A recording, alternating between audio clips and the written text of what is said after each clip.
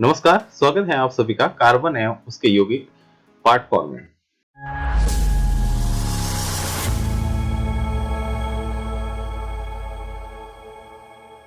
Part 3 में अपन ने यहाँ तक कर लिया था एल्केन समजातीय श्रेणी के सदस्य मेथेन तथा एथेन में कितने इकाई का अंतर है, यहाँ तक अपन ने कर लिया था। और इसका इकाई का अंतर 14 यूनिट आया था, मतलब परमाणु भार इकाई मतलब यूनिट, तो 14 यूनिट का अपना अंतर आया था।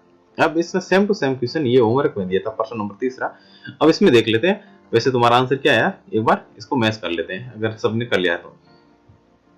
अपना क्वेश्चन है प्रोपीन तथा ब्यूटेन में कितने परमाणु भार का अंतर है। सेम टू सेम ऊपर वाला क्वेश्चन है। ऊपर वाला में क्या था, ऊपर वाला मेथेन था, एथेन था, इसमें प्रोपीन और ब्यूटेन है। अब देखो प्रोप मतलब 3 कार्बन और इन मतलब एल्किन सीरीज। एल्किन सीरीज में हमेशा क्या होता है, कार्बन से सीधा डबल हाइड्रोजन होता है, तो 3 कार्बन और से हाइड्रोजन यानी C3H6 प्रोपीन का फार्मूला बन गया। वैसे ये फार्मूला कैसे बनते हैं, जैसे प्रोपीन ब्यूटेन, तो ये अपन ने पहले या दूसरे वीडियो में जो नामकरण पढ़ाया था उसमें बता दिया था। सबका आराम से बिना रटे सारे के सारे आसानी से याद हो जाते थे। अब देखो इसका सेम टू सेम ब्यूटेन, तो ब्यूट मतलब 4 कार्बन मतलब C4 और इन मतलब एल्किन सीरीज है। एल्किन सीरीज में कार्बन से सीधा डबल क्या होता है, हाइड्रोजन होता है, तो C4H8 इसका फार्मूला है। अब अपन को क्या करना है, परमाणु भार का अंतर ज्ञात करना है। परमाणु भार अंतर देखो, कार्बन सबसे पहले C3H6 में देखो कार्बन कहते हैं 3, 3 को गुणा किससे करोगे, कार्बन के परमाणु भार से। कार्बन का परमाणु भार कितना होता है 12, तो 3 गुणा 12। अब देखो प्लस कीजिएगा प्लस। अब S6 मतलब 6 हाइड्रोजन है, तो 6 गुणा 1 हाइड्रोजन का भार कितना होता है, 1 होता है, तो 12 गुणा 3 36 प्लस कीजिएगा प्लस 6 गुणा 1 6, तो 36 प्लस 6 यानी 42 यानी 42 यूनिट। ये 4 नहीं, लास्ट वाला यू है, तो 42 यूनिट प्रोपीन का भार आ गया। इसी प्रकार ब्यूटेन का देखो C4H8, तो कार्बन की संख्या कितनी है 4 और एक कार्बन का परमाणु भार कितना होता है, तो 12, तो 12 गुणा 4 48 और प्लस की जगह प्लस। और हाइड्रोजन की संख्या कितनी 8, एक हाइड्रोजन का परमाणु भार कितना होता है 1, तो 8 गुणा 1 8, तो 48 प्लस 8 56। अब देखो इसका अंतर ज्ञात करना। अंतर मतलब माइनस करेंगे तो 56 माइनस 42 कितना आएगा 14 यू मतलब 14 यूनिट, यूनिट मतलब इकाई, तो इसका कितना आया 14 इकाई का अंतर आया। तो अपन क्या लिखेंगे, अतः प्रोपीन और ब्यूटेन में 14 यू परमाणु भार का अंतर है। ऐसे क्वेश्चन अपन शायद 2 नंबर में आता है, क्योंकि ये 2 चीजें दे दी, इसमें से सबसे पहले अपन को नाम कढ़ाना चाहिए, नाम कढ़ाएगा तभी इसका परमाणु भार निकाल पाएंगे। अब देखो चौथा क्वेश्चन दिया है कि एल्किन समजातीय श्रेणी के 5वें सदस्य का नाम व अणुसूत्र लिखो। अब 5वें सदस्य का मतलब ये हुआ कि कार्बन की संख्या यहाँ पर कितनी हो जाएगी 5 हो जाएगी, और एल्किन में अपन को पता है क्या होता है, कार्बन की संख्या से सीधा डबल हाइड्रोजन होता है।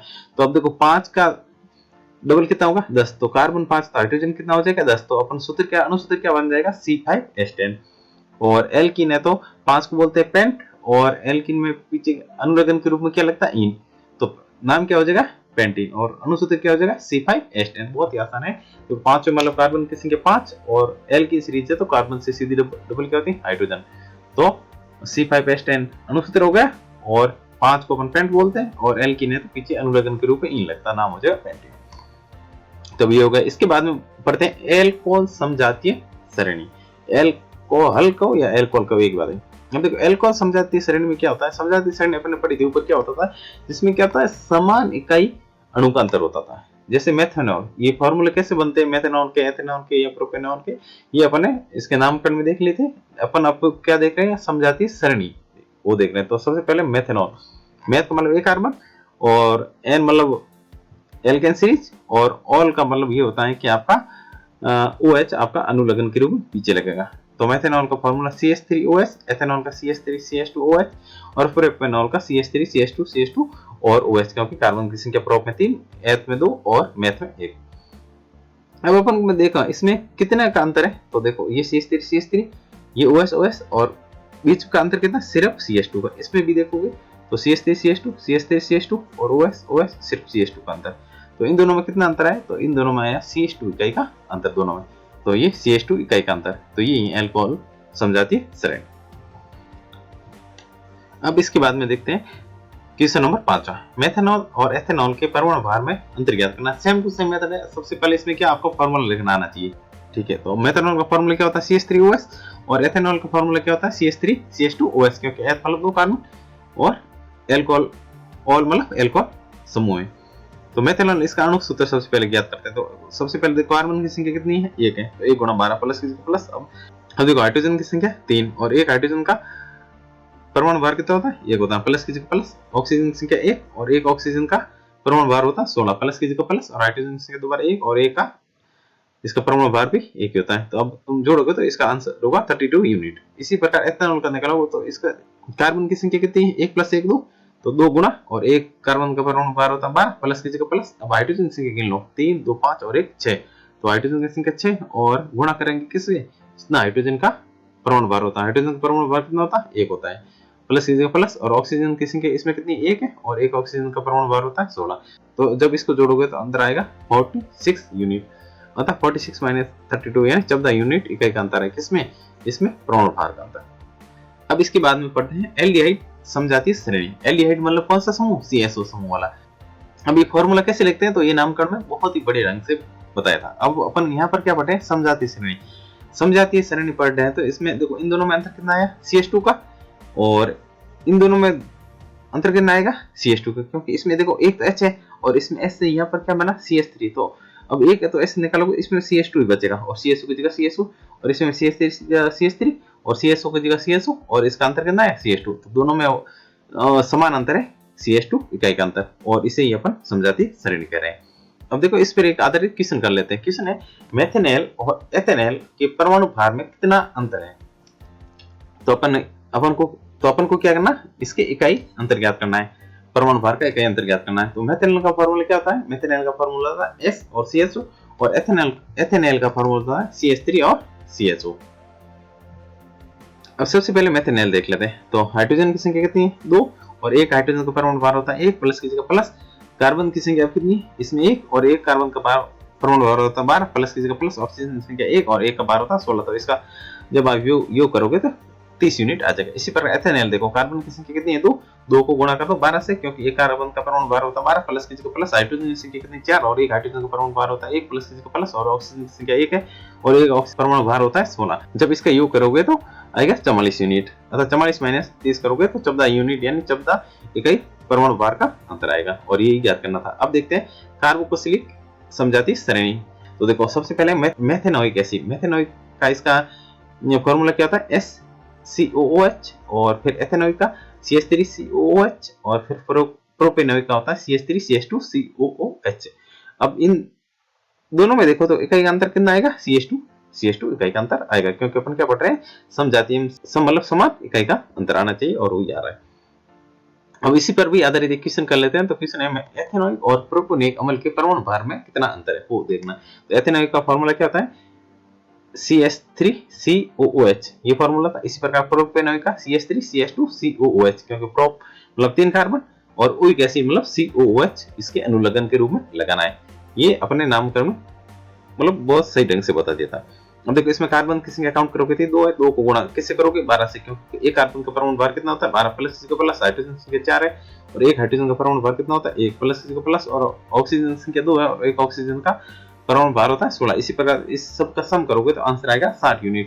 इसी प्रकार प्रोपेनोइक का करोगे तो प्रोपेनोइक में आएगा 74 यूनिट मतलब 74 इकाई।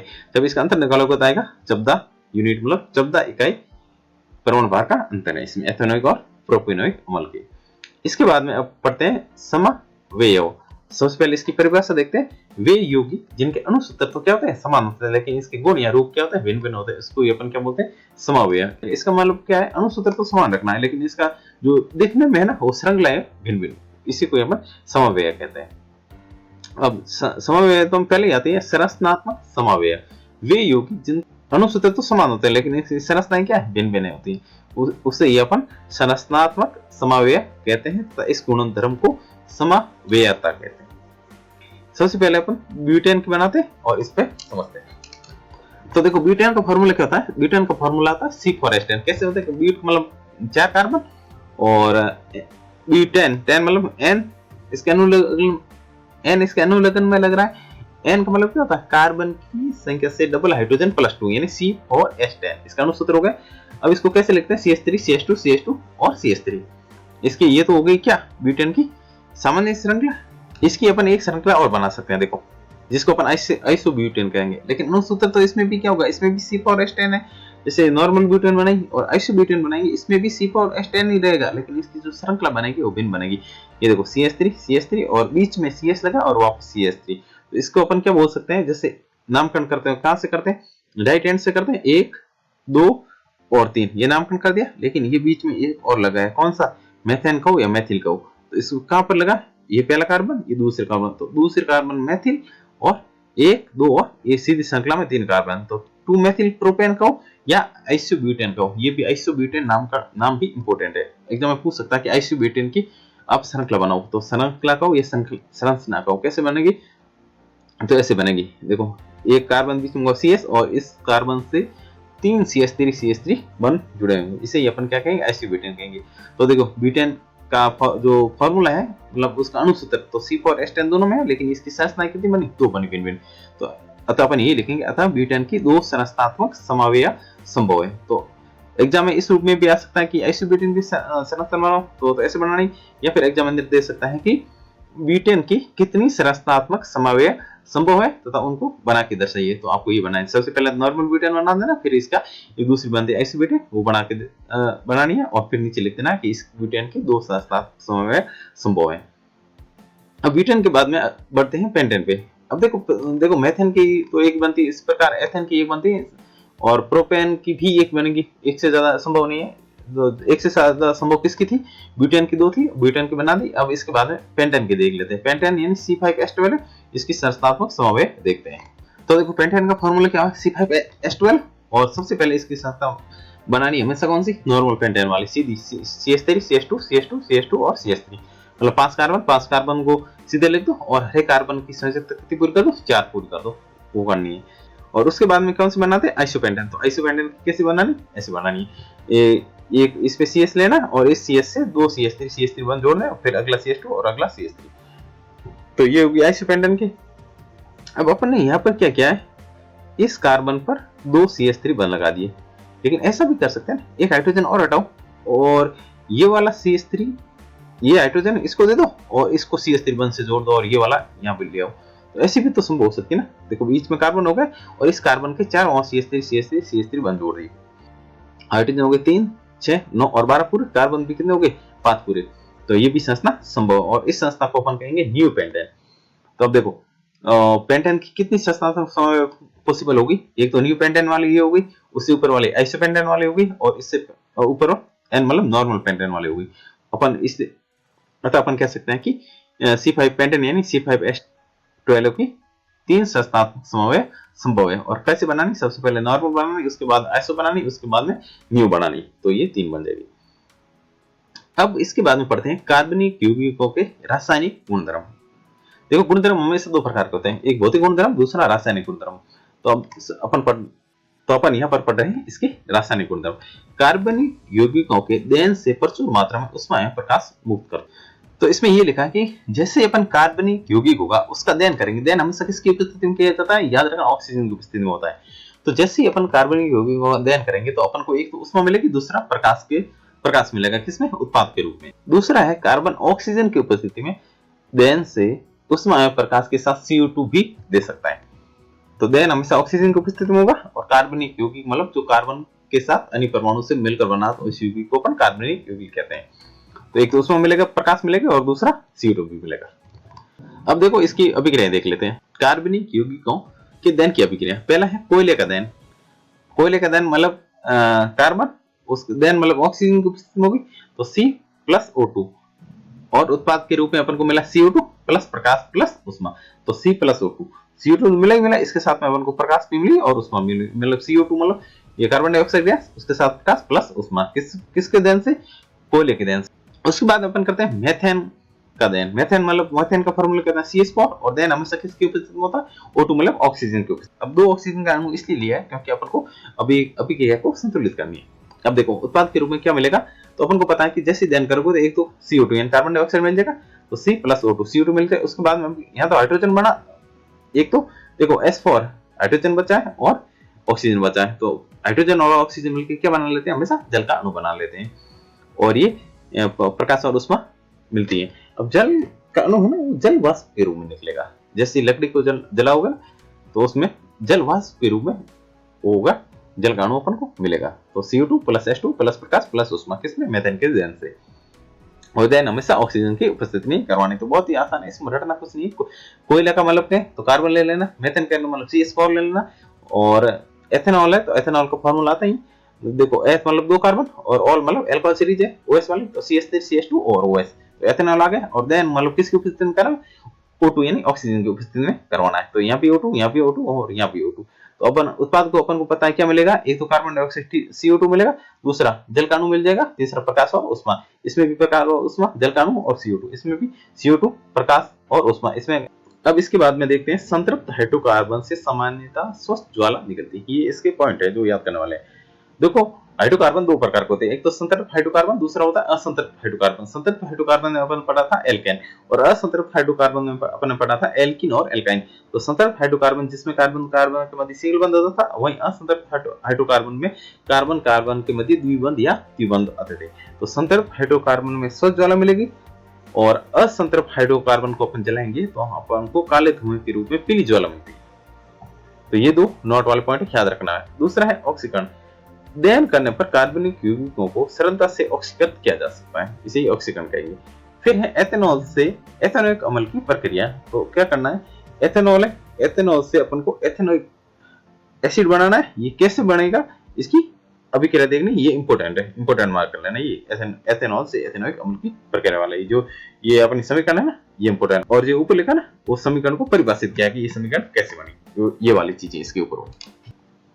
तो देखो CH3 CH2 OS, ये क्या है, एथेनॉल, और ये लिखा है कि एथेनॉल से एथेनोइक अम्ल की प्रक्रिया बतानी है। किसकी उपस्थिति में होगी, क्षारीय पोटेशियम परमैंगनेट, या फिर अपना होगा अम्लीकृत पोटेशियम डाइक्रोमेट मतलब Ki2Cr2O7। इससे अपन को क्या मिलेगा, अम्ल मिलेगा। अम्ल कौन सा मिलेगा, ये मेथ एथेनोइक अम्ल मिलेगा। तो CH3 CW में C डबल OOH। तो देखो क्या हुआ, एथेनॉल CH3 CH2OH किसकी उपस्थिति में अभिक्रिया करवा रहे हैं, सारी KMnO4 या K2Cr2O7, इससे अपन को मिला मेथ एथेनोइक एसिड।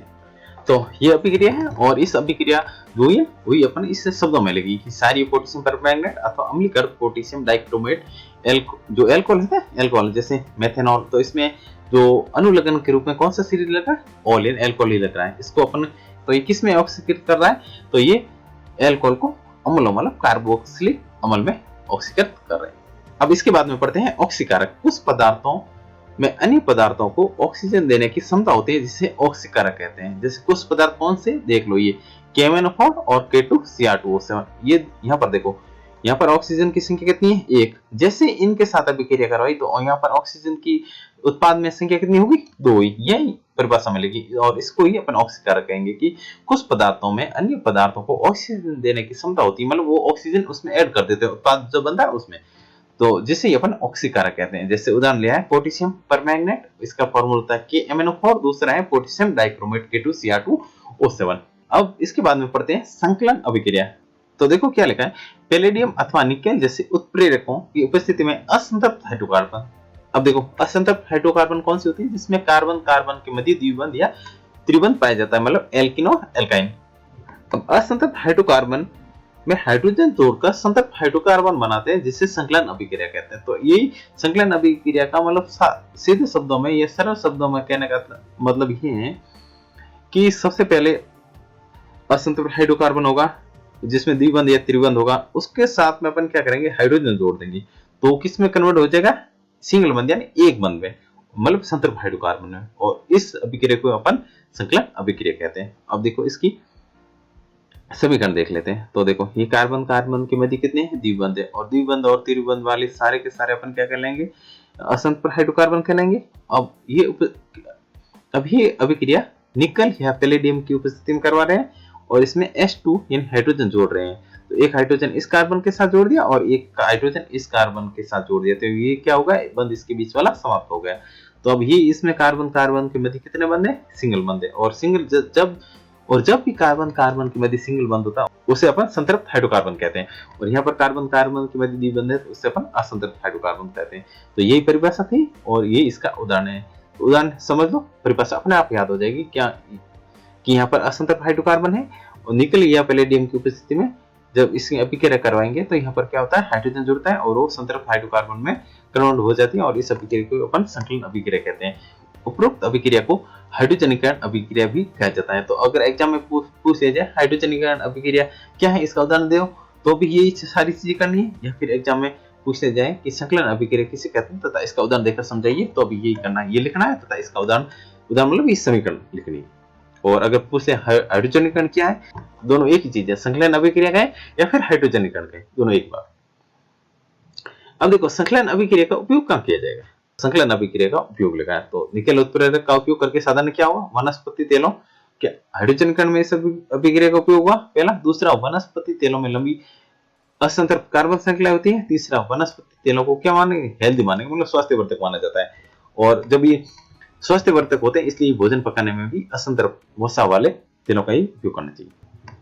अब इसमें एक क्वेश्चन आ सकता है कि भोजन को पकाने में वनस्पति तेलों का उपयोग किया जाता है जबकि जंतु वसा युक्त तेलों का उपयोग क्यों नहीं किया जाता है। तो देखो वनस्पति तेल में क्या होती है, ये असंतृप्त कार्बन श्रृंखला होती है जो कि क्या होती है, ये हेल्दी मानी जाती है, इसलिए इसका उपयोग करेंगे। ऊपर तो ये तो सारी चीजें लिख दी, लेकिन जंतु वसा वाले तेलों का उपयोग क्यों नहीं करेंगे, तो पूरा ही देख लेते हैं। इसलिए नहीं करेंगे क्योंकि वनस्पति तेलों में असंतृप्त कार्बन श्रृंखलाएं होती हैं जो स्वास्थ्यवर्धक मानी जाती हैं। तो अपन ऊपर देख लेते हैं ये वनस्पति तेलों वाला। तो वही जंतु वसा में संतृप्त कार्बन श्रृंखलाएं मतलब कार्बन कार्बन के मध्य सिंगल बंध पाए जाते हैं युक्त वसा अम्ल होता है जो स्वास्थ्य के लिए हानिकारक माना जाता है, इसलिए भोजन को पकाने में जंतु वसा युक्त तेलों का उपयोग नहीं किया जाता है। किसका उपयोग किया जाता है, वनस्पति तेलों का उपयोग किया जाता है। कारण क्या है कि वनस्पति तेलों में तो असंतृप्त कार्बन श्रृंखला होती है जबकि जंतु वसा वाले में संतृप्त कार्बन श्रृंखला होती है, इसलिए जंतु वसा वाले तेलों का उपयोग नहीं करेंगे जबकि वनस्पति तेलों का उपयोग करेंगे। अब इसके बाद में पढ़ते हैं प्रतिस्थापन अभिक्रिया। तो सबसे पहले इसकी परिभाषा देख लेते हैं। सूर्य के प्रकाश की तीव्र अभिक्रिया में हाइड्रोकार्बन मतलब CH4 जिसमें हाइड्रोजन हो कार्बन हो, कुल मिला के ये हाइड्रोकार्बन का, इसका अपन CH4 इसका उदाहरण ले रहे हैं, के साथ क्लोरीन का संकलन होता है। संकलन मतलब जोड़ते हैं तथा क्लोरीन एक एक करके हाइड्रोजन परमाणु को प्रतिस्थापित करता है। तो प्रतिस्थापन का मतलब क्या होता है, हटाना होता है। तो ये किसको हटा रहा है, एक एक करके हाइड्रोजन को हटा रहा है। कौन हटा रहा है, क्लोरीन मतलब Cl2 हटा रहा है, जिससे प्रतिस्थापन अभिक्रिया कहेंगे। तो करना क्या है, ये अभिक्रिया सूर्य के प्रकाश की उपस्थिति में करवाती है। और हाइड्रोकार्बन लेना, हाइड्रोकार्बन आपका CH4 भी हो सकता है, C2S8 भी हो सकता है, लेकिन C2S8 किसका है, CH4 का ही तो डबल वर्जन है। तो अपन ले लिया CH4 हाइड्रोकार्बन, और किसकी उपस्थिति में, क्लोरीन परमाणु की उपस्थिति में। और सूर्य के प्रकाश की उपस्थिति में क्या होगा, ये कह रहा है कि प्रतिस्थापन मतलब हाइड्रोजन को प्रतिस्थापित कर रहा है। कौन कर रहा है, क्लोरीन मतलब Cl2 अणु कर रहा है। तो उदाहरण देखो CH4 Cl2, तो एक तो HCl बन जाएगा और एक उत्पाद के रूप में CH3Cl बन जाएगा। किसकी उपस्थिति में हो रही है, ये सूर्य की प्रकाश की उपस्थिति में। अब देखते हैं कुछ महत्वपूर्ण कार्बन यौगिक। तो जैसे पहला है एथेनॉल। एथेनॉल का फॉर्मूला क्या होता है, एथ मतलब 2 कार्बन और ऑल मतलब एल्कोहल सीरीज। तो एथेनॉल CH3CH2OH, इसके गुणधर्म देख लेते हैं। देखो सामान्यतः एथेनॉल को एल्कोहल कहा जाता है। तो एल्कोहल किसको कहते हैं, अपन एथेनॉल को कहते हैं। एथेनॉल कमरे के ताप पर द्रव अवस्था में होता है। और इसका तीसरा गुणधर्म ये है कि इसका गलनांक 156 डिग्री केल्विन तथा इसका क्वथनांक 351 डिग्री केल्विन होता है। ये सभी एल्कोहलिक पेय पदार्थ का महत्वपूर्ण अवयव होता है। कौन होता है, ये एथेनॉल, जिसको अपन एल्कोहल भी कहते हैं। पेय पदार्थ कौन सा, जो शराब वगैरह आती है ना, एथेनॉल ही डाला होता है, जिसे एल्कोहल भी कहा जाता है। ये एक अच्छा विलायक है, कौन, एथेनॉल। ये एक अच्छा विलायक है, इसलिए इसका उपयोग टिंचर आयोडीन, कफ सिरप और टॉनिक आदि औषधियों में भी होता है। जैसे अपन खांसी के दवाई होते हैं ना, कफ सिरप, इसमें भी अपन का एथेनॉल इसमें भी कुछ मात्रा में डाला होता है, जिसे अपन एल्कोहल भी कहते हैं। इसके बाद में तनु एथेनॉल की थोड़ी सी मात्रा देने पर नशा भी आ सकता है। अब इसके बाद में देखते हैं अगला, एथेनॉल की सोडियम के साथ अभिक्रिया करवाते हैं। तो एथेनॉल का फॉर्मूला क्या होता है, CH3CH2OH मतलब एथेन प्लस और एल्कोहल मतलब ऑल। तो एथेनॉल का ये CH3CH2OH फॉर्मूला है। अभिक्रिया इसको करवा रहे हैं बस सोडियम मतलब Na के साथ में। तो क्या बनेगा, देखो बन जाएगा CH3CH2 और O- और Na+ होता है, तो CH3CH2 O- और Na+ बन जाएगा इसके साथ में। तो इन उत्पाद के साथ एक H2 निकल जाएगा। और जो CH3CH2 O- और Na+ इसको बोलते हैं अपन सोडियम एथोक्साइड। तो इसमें क्या लगेगा, सोडियम की एथेनॉल के साथ अभिक्रिया करके सोडियम एथोक्साइड तथा हाइड्रोजन गैस का निर्माण होता है। तो जो ऊपर अभिक्रिया करे सेम टू सेम वो अपन चीज इसने थ्योरी मिलेगा कि जब आप सोडियम की एथेनॉल के साथ अभिक्रिया करेंगे तो हाइड्रोजन गैस और सोडियम एथोक्साइड का निर्माण होता है। तो यहाँ लिख देना सोडियम की एथेनॉल के साथ, की लिखना भूल गए। एक तो ऐसे आ सकता है कि एथेनॉल की सोडियम के साथ अभिक्रिया का रासायनिक समीकरण लिखो, या फिर दूसरा ऐसे आ सकता है कि उस कार्बनिक यौगिक का नाम बताइए जो धातु से अभिक्रिया करके H2 गैस का निर्माण करता है। तो देखो सबसे पहले धातु का नाम बताना है, तो जैसे सोडियम धातु ही होती है, लेकिन उत्पाद के रूप में क्या मिला है, H2 गैस मिल रही है। तो उस कार्बनिक यौगिक का क्या नाम हुआ, CH3 CH2OS, मतलब एथेनॉल का, और एथेनॉल का या अल्कोहल का दोनों एक बात है, जिसको CH3 CH2OS या C2H5OS दोनों एक बात होती है। तो इसकी धातु या सोडियम के साथ अभिक्रिया कराओगे तो आपको क्या हाइड्रोजन गैस भी मिल रही है, और ये अपन को लिखना था। तो इसके आंसर में क्या लिखो, एथेनॉल का या अल्कोहल का, और इसका फॉर्मूला होता है CH3 CH2OS या C2H5OS। तो उस कार्बनिक यौगिक का यही नाम है। अब इसके बाद में देखते हैं असंतृप्त हाइड्रोकार्बन निर्माण, मतलब असंतृप्त हाइड्रोकार्बन कैसे निर्माण करेंगे, किससे संतृप्त हाइड्रोकार्बन, क्योंकि इसमें कार्बन कार्बन के मध्य सिंगल बंध है और सिंगल बंध को अपन संतृप्त हाइड्रोकार्बन कहते हैं। इससे अपन क्या बनाना है, असंतृप्त हाइड्रोकार्बन का निर्माण करना, मतलब बनाना है, मतलब डबल बंध या त्रिबंध वाला बनाना है। अब देखो एथेनॉल मतलब CH3 CH2OS, इसको एथेनॉल बोलते हैं। 443 डिग्री केल्विन तनु सल्फ्यूरिक एसिड H2SO4 की उपस्थिति में क्या बनेगा, CH3 CH2 मतलब एथीन बन जाएगा, और इसके साथ में एक जल का अणु निकल जाएगा। तो जब एथेनॉल की अभिक्रिया तनु सल्फ्यूरिक अम्ल के साथ 443 डिग्री केल्विन पर करवाएंगे तो वो आपका एथेनॉल एथीन में कन्वर्ट हो जाता है, मतलब असंतृप्त हाइड्रोकार्बन का निर्माण हो जाता है। अब इसको थ्योरी के रूप में कैसे लेंगे कि 443 डिग्री केल्विन तापमान तथा सांद्र H2SO4 की उपस्थिति में एथेनॉल जल के अणु को त्याग कर एथीन का निर्माण करता है। H2SO4 निर्जीव कारक है जो जल के अणु को त्याग रहा है। तो असंतृप्त हाइड्रोकार्बन का निर्माण करना कैसे करेंगे, ऐसे करेंगे कि एथेनॉल CH3 CH2OS किसकी उपस्थिति में करवाएंगे, तनु सल्फ्यूरिक अम्ल की उपस्थिति में अभिक्रिया करवाएंगे तो एथीन का निर्माण हो जाएगा। एथीन मतलब असंतृप्त हाइड्रोकार्बन का निर्माण हो जाएगा। अब देख लेते हैं एथेनोइक अम्लों के गुणधर्म। एथेनोइक मतलब CH3COOS, इसको अपन एथेनोइक बोलते हैं, और इसकी गुणधर्म देख लें। एथेनोइक अम्ल को एसिटिक अम्ल कहा जाता है जो कि कार्बोक्सिलिक अम्ल है। दूसरा इसका गुणधर्म सिरका। एथेनोइक अम्ल के 3 या 4% विलयन को सिरका कहा जाता है। सिरके का उपयोग अपन आचार में परिरक्षण के रूप में भी करते हैं। अब अगला है ग्लेशियल एसिटिक, इसका भी ये चौथा इसका गुणधर्म है। एथेनोइक अम्ल का गलनांक 290 डिग्री केल्विन होता है जो ठंडी जलवायु एवं शीत ऋतु में जम जाता है, इसलिए इसे ग्लेशियल एसिटिक भी कहते हैं। तो अगर परिभाषा आ जाए कि ग्लेशियल एसिटिक किसे कहा जाए तो ये लिखनी कि एथेनोइक अम्ल का गलनांक जब 290 डिग्री केल्विन हो जाता है तो क्या होता है, ठंडी जलवायु में शीत ऋतु में जम जाता है, इसे अपन ग्लेशियल एसिटिक कहते हैं। इसका पांचवा गुणधर्म है कार्बोक्सिलिक अम्ल, एक दुर्बल अम्ल होता है। ये किसके गुणधर्म है सारे के सारे, ये है एथेनोइक अम्ल के गुणधर्म। एथेनोइक अम्ल का फॉर्मूला क्या होता है, CH3COOH। इनके 5 गुणधर्म हो गए। इसके बाद में देख ले एथेनोइक अम्ल की अभिक्रियाएं। पहली अभिक्रिया है एस्टिकान। तो एस्टिकान अभिक्रिया क्या होती है कि एथेनॉल तथा एथेनोइक अम्ल के मिश्रण को एस्टर कहते हैं तथा ये क्रिया एस्टिकान कहलाती है। ये अभिक्रिया अम्ल उत्प्रेरक की उपस्थिति में होती है। देखो एथेनॉल क्या होता है, मतलब 2 कार्बन, ऑल मतलब OH समूह जुड़ेगा पीछे अनुलग्न के रूप में, तो CH3 CH2OH। और एथेनोइक मतलब क्या होता है, 2 कार्बन, और ओइक एसिड मतलब कार्बोक्सिलिक समूह, इसके अनुलग्न में COOH लगाना, तो CH3COOH। अब ये अभिक्रिया अम्ल उत्प्रेरक की उपस्थिति में हो रही है तो क्या बनेगा, एस्टर का निर्माण होगा। एस्टर का निर्माण कैसे होगा, तो अपन को क्या करना है, सबसे पहले एक जल का अणु को निकाल देना है। तो देखो यहाँ से क्या निकलेगा, यहाँ से OS निकलेगा और यहाँ से S निकलेगा, OS प्लस S, H2 जल का अणु निकल गया।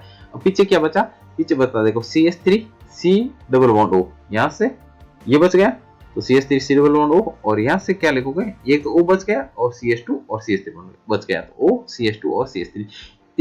इसका क्या नाम है, तो इसका नाम है एस्टर, और इस जो अभिक्रिया करवाई उसको अपन बोलेंगे एस्टिका। तो ये कैसे बनाना है, सबसे पहले OS यहाँ से ले लेना और S यहाँ से निकाल देना, तो H2 निकाल देना, उसके बाद में दोनों अभिक्रिया को मिला देना, ये एस्टर का निर्माण हो जाएगा। तो अब देखो ये चैप्टर लगभग अपन कंप्लीट किया और सिर्फ और सिर्फ इसमें एक साबुनीकरण बताएं जो कि लास्ट ईयर अपने बोर्ड एग्जाम में आया भी था। तो ये 5-7 मिनट का सिर्फ चैप्टर बता, वो अपने अगले वीडियो में डाल देंगे साबुनीकरण अलग से, क्योंकि ये थोड़ा इंपॉर्टेंट पार्ट है साबुनीकरण वाला और लास्ट ईयर आया भी था। तो एक बात ये है कि सबसे पहले इन नोट्स को ढंग से लिखिएगा, समझिएगा, फिर इस नोट्स के बाद से कुछ नहीं आएगा, सारा का सारा आएगा वो इन नोट्स के अंदर से आएगा। तो आज के अंक में बस इतना ही, मिलते हैं अगले वो साबुनीकरण में 5-7 मिनट का थोड़ा सा बच, तो तब